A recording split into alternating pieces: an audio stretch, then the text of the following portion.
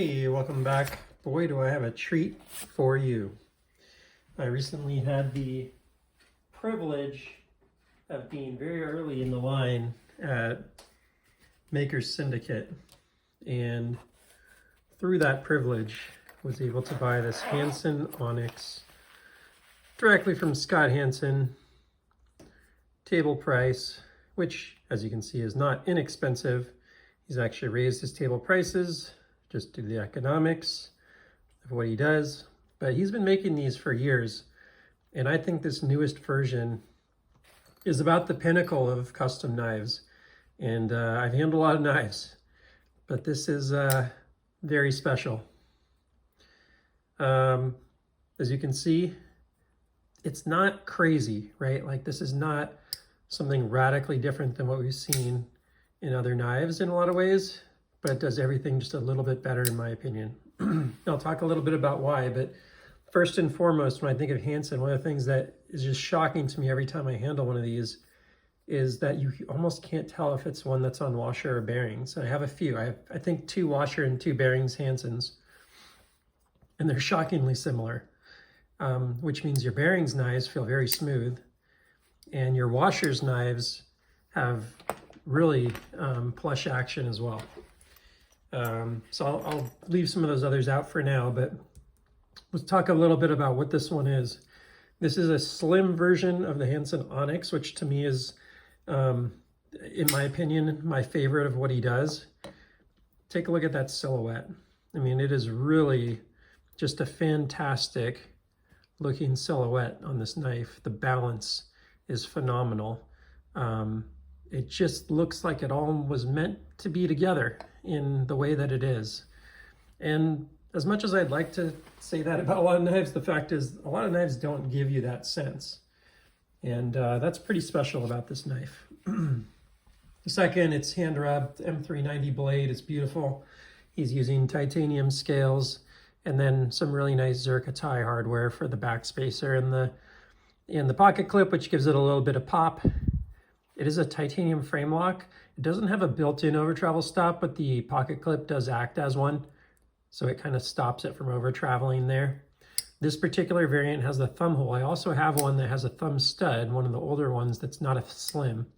But one of the things that's pretty special about this slim is it's super light. So let's get into some measurements here.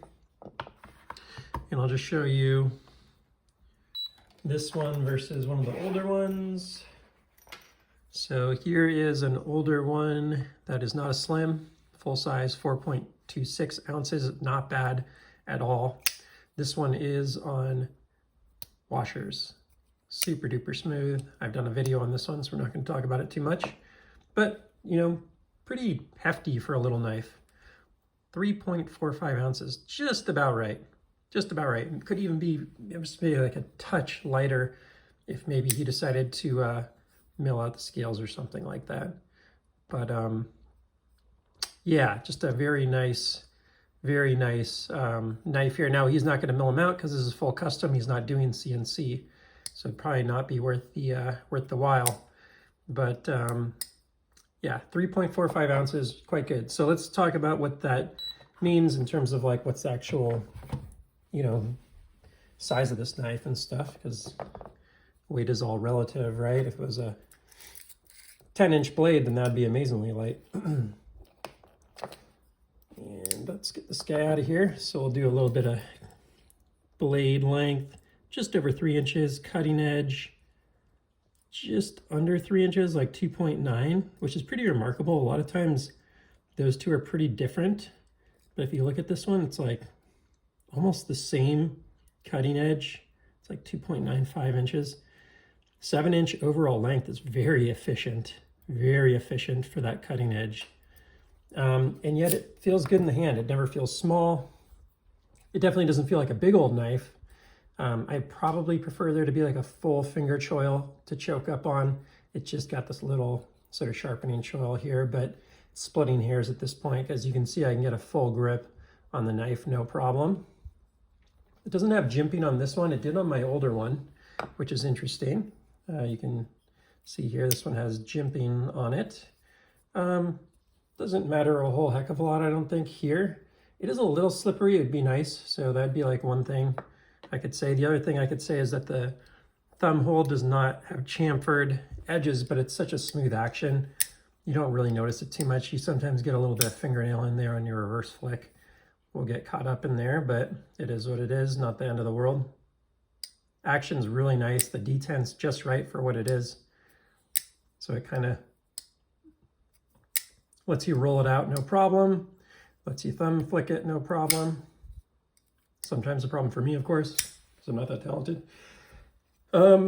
It's just a beauty in its simplicity in terms of this hand rub blade, the thumb hole. Let me just clean that out real quick. You can just see there why it's so easy to fall in love with this one. The simplicity, the logo, the profile, just the silhouette of that blade. I don't know, I love it. I handled this the first time at P&W CI, same exact variant.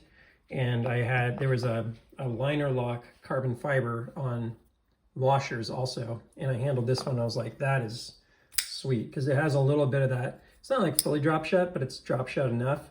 Whereas the one on washers, it probably would after it being broken in a little, like this one over here has become pretty drop shutty.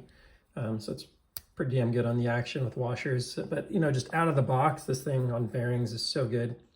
I unfortunately missed that one, which was I think only 1,200 table at that show. These went up to 1,600 table at this show, but these things will sell for 2,500 to 3,500 on the secondary market. He only makes 2 or 3 a year, so Scott Hansen's a part-time knife maker. So he does other things with his time full-time. So he's very limited, and he really only sells these at shows, maybe once in a while, you know, does another format, but it's pretty much show only, which is interesting. So there are very few people that have these, and the ones that do, they do not sell them. I've never seen one of these on the secondary like this build and stuff. I don't think I've ever seen one on the secondary. They pretty much trade privately, you know, not getting advertised, or just don't sell. And there's a reason for it. They're just so good. They're just really, really good knives.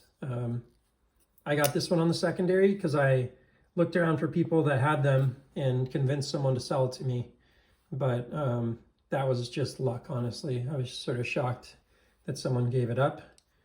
And this is a beauty, and one that I'll, for a long time, cherish, because that is a nice Damascus pattern. But this is like a lifer knife. Got to buy it from Scott, got to talk with Scott, talked to him a lot about his knife beliefs and theory and who he worked with. He did some pretty amazing work with some pretty top-end knife makers. He's based out of Indiana, and yeah, it just seems very particular about the work he does, and it really shows in his work. Now, the knife that comes to mind the most when I compare it to this is the Oz Roosevelt. And you can see the similarities right away. I think that they both do different things different. Like, I think the action on this one is like a little smoother and more glassy.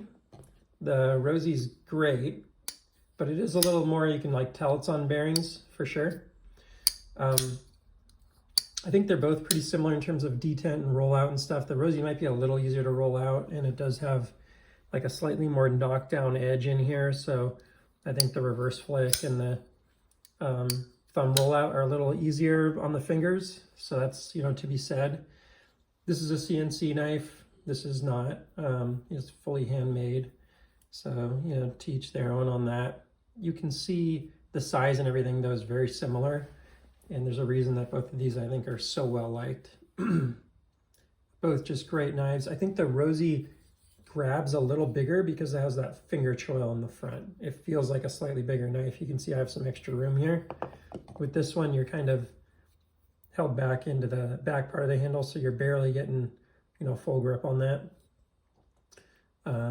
So something you said for that. And then the Rosie has the, you know, the jimping. It's a little nicer, a little more sure there. So I think if you're looking for a user, daily user, I'd probably go Rosie. You know, they cost a lot less. You can get them on the secondary under $1,000 right now. But if you're just a knife enthusiast and you love that extra little tolerance, that extra little something, and the rarity, those are reasons to be looking at the Hansen. It's just a pure knife purist and enthusiast kind of gem. And it's just a beauty. It's really just a beautiful, beautiful knife on the aesthetics, the feel in the hand and everything. So This, you know, I was in the first 3 to 4 people in line. This was a very choice knife that a lot of people were in the show with hopes to get on lottery. And Scott Hansen posted that morning that he decided to do first come, first serve.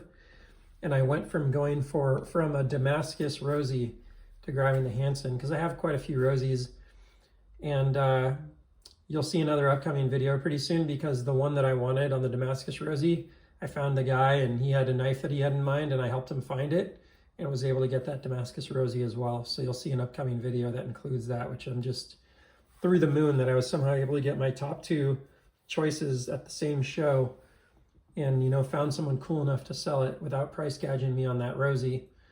And yeah, this is a good month to be a knife collector, if you can imagine. So I think that's about it for now. Just a really awesome knife that a lot of people don't know about, and one to have on your radar if you ever have an opportunity to get one of these at table price. By all means, I highly recommend it. Clearly not for everyone, because, you know, you could go get a you know, a Benchmade bug out for $150 that will also cut things. So not the knife for everyone, but definitely one of my top 2 or 3 favorite knives in my collection. It might be my favorite knife in the collection right now. I'd say right now it is. You know, I think it also reminds me a lot of the Gareth Bull Sham in terms of the action feel. Not quite as light feeling as the Sham on the action, but it has that smoothness and that glassiness that you feel on the Sham. So good one to compare it to there as well. So that's about it for now. Please like, subscribe, and I will see you on the next one. Take care.